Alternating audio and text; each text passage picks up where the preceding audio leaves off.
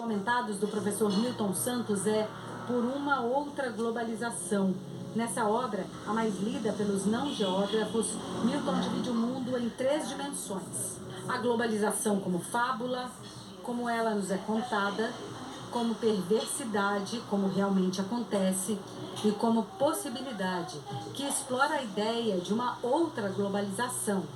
O atual processo de globalização é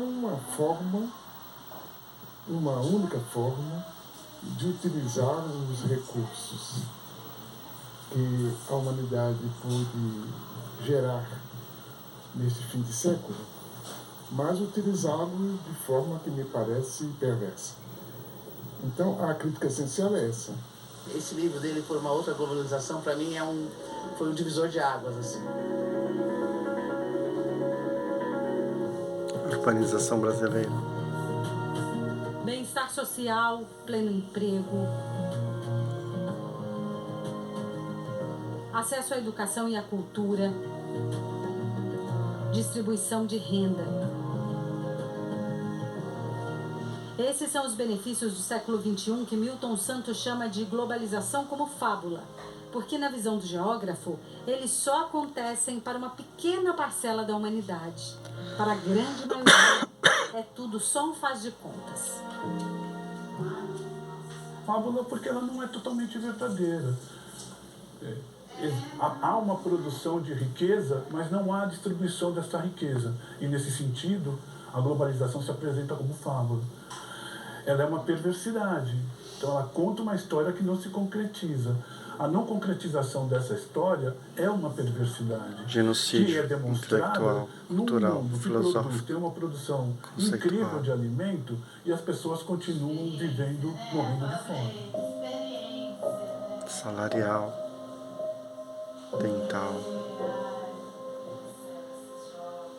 Entretanto, ele apresenta a globalização como uma possibilidade.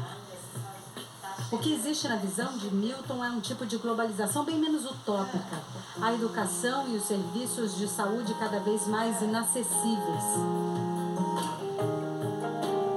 A grande produção de alimentos é outro exemplo de como o progresso tecnológico no campo não se transforma em comida na mesa dos brasileiros.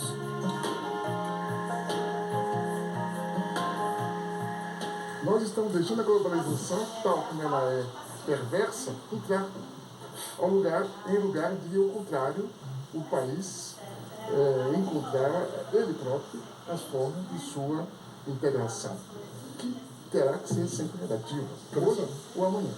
Mas ele achava uma desnecessidade para o Brasil de hoje fazer, por exemplo, a reforma agrária. O Brasil perdeu o bonde da história, não era necessário fazer reforma agrária porque